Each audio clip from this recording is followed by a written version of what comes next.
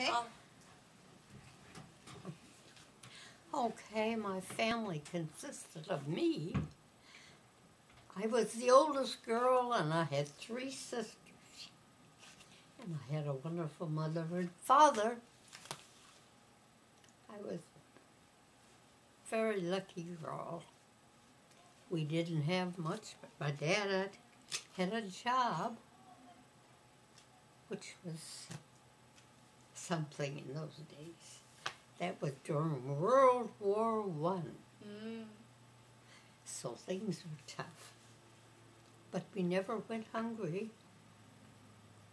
He had a big garden, and he raised chickens, and he raised a couple of pigs so we'd have enough to eat. And when we got old enough, we went to kindergarten, went to first grade, and I graduated from Mayville High School, Mayville, North Dakota. My childhood home was a section house in Mayville, North Dakota, because my dad worked in the railroad. He was the section foreman for Great Northern Rail in Mayville, North Dakota, and he worked so hard. So did my mother. And I don't know if us kids were any help. How come? Too little. Too young. But we went to school and let's see, what did we do? We dust, maybe, the house, help clean it, you know. But that was the day of outside toilets. We didn't have an inside toilet.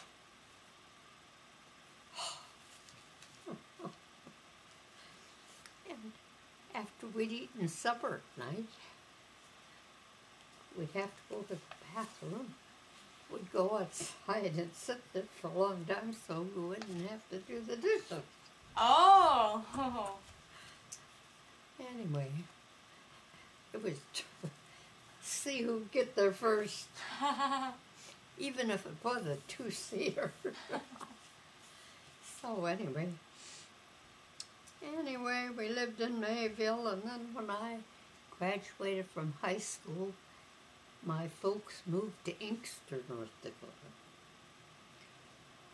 because my dad was bumped on the railroad. That means that somebody else had more seniority than he did.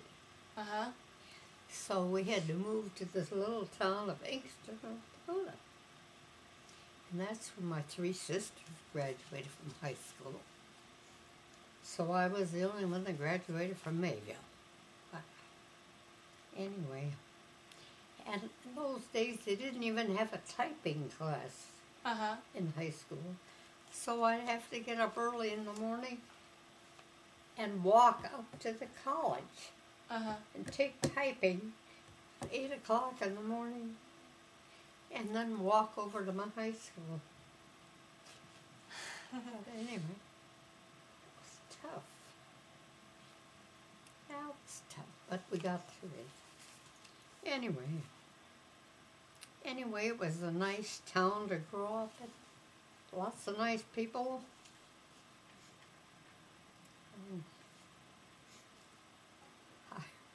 I remember the first time I went to a high school party, and this boy took me home. And I remember my first kiss, too. Ooh! We were both kind of short. Small, you know.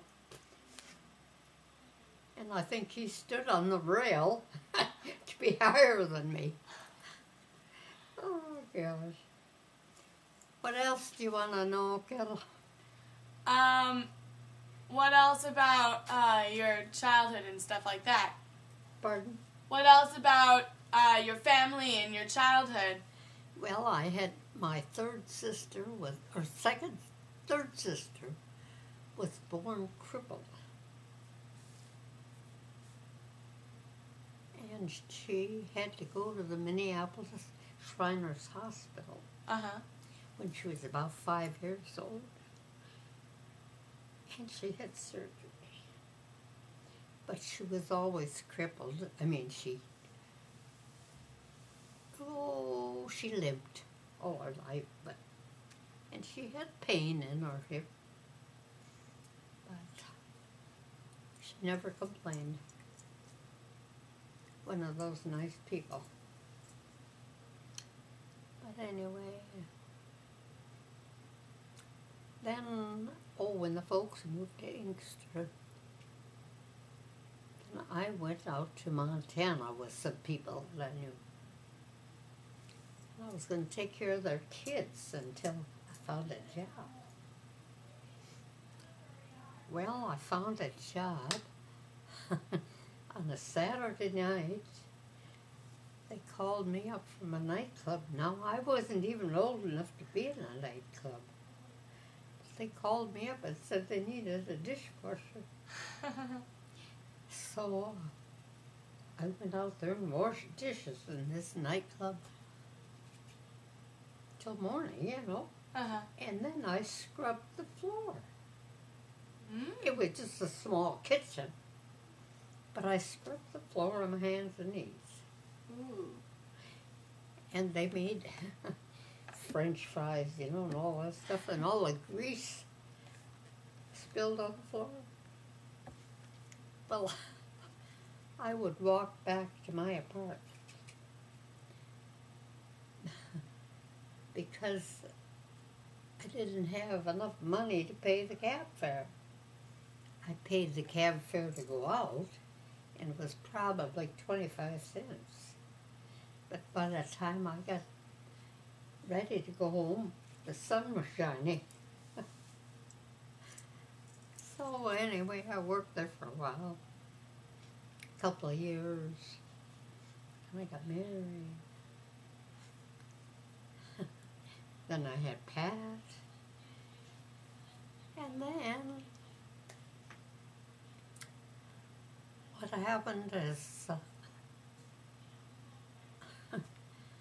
trying to make a living for Pat. It was during the Second World War. Because Pat was born in August 1941. So anyway, we finally got to Portland, Oregon, Pat and I. And first I went to work down in a cafe downtown as a waitress. Okay, and then some people talked me into going out to the shipyards because they paid 95 cents an hour and the waitress only made 35 cents an hour. Think about that. What about the tips? Were the tips good? No, nobody had any money during the war. Oh, yeah. And the wages, even for shipyard workers, weren't. Well, anyway, I worked out the shipyards, and then I heard that I was making 95 cents an hour, and then I heard that the welders made $1 an hour. So I was going to be a welder. Well, I tried, and they put you in this little cubbyhole of a thing, and give you this torch to work. Just a cubbyhole. And I was claustrophobic. Ooh. I mean, that was enough of that. So I had to go back to the 95 cents an hour. Anyway, I finally decided I'd go back to Billings again because I couldn't find a decent place to live. I couldn't find decent people to take care of Pat. We didn't have any money. But anyway, we did go back to Billings, Montana.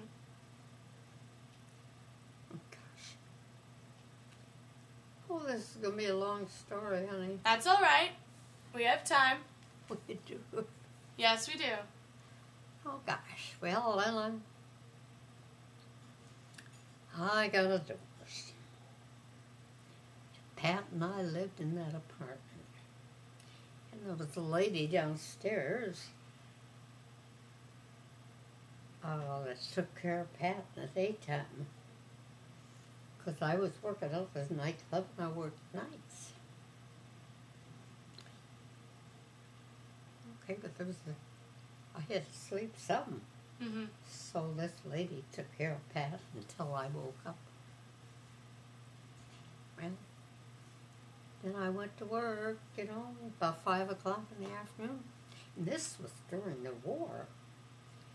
And this was, a nightclub where you served both drinks and food. Okay, so this woman that I was working, first I worked in the kitchen, washing dishes. And then one of the waitresses quit.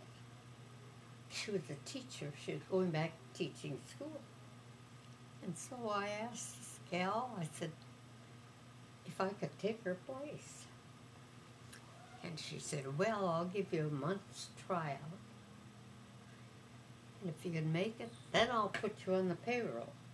So the first month, I didn't make any wages. I just relied on my tips. Okay, then after the first month, she put me on the payroll. Mm-hmm. It's 35 cents an hour. But gasoline was rationed, so she had to come and get all of us workers, take us to work. And when we got through, there was usually somebody around to give us a ride home. And you couldn't buy nylon stockings, so they had black market. Mm-hmm. So somebody come around and try to sell a pair of, work and stuff. So I guess we got by. But, and then beef was rationed. Uh-huh. And we served steaks Ooh. at this place. So the same thing would happen. The black market come in the back door. In a freezer back there. But anyway, I worked there for quite a while. Years. And sometimes we'd serve luncheons, and we'd probably get through working at 3:30, 4 o'clock in the morning.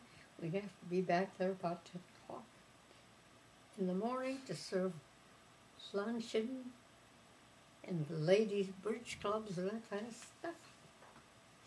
But anyway, I finally decided,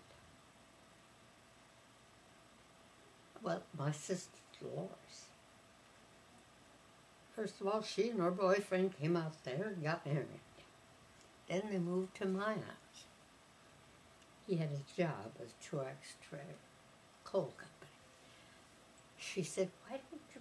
Well, I was thinking about going to business college anyway, because Pat was getting...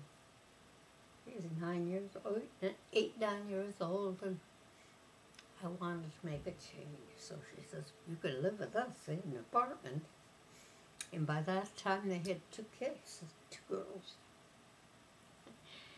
So Pat and I slept in the same bedroom as the 2 little girls. Oh. I went to business college, and Pat went to school. After I got through with business college, then I got a job at the police department. As a secretary, right? Yes. And then I met Vic Linnington. And a couple years later, we had our bonus. And that's Vicki Ann. And after that, my life changed. I was able to raise my little girl, and I didn't have to go to work. It's been good ever since. Yeah. Okay, I turned it off. Is that all? There's not. What about during the Depression and some time with that? Oh. Does that stop it, Jenna? I don't know. Oh. Or 'Cause start it's it. done that twice already.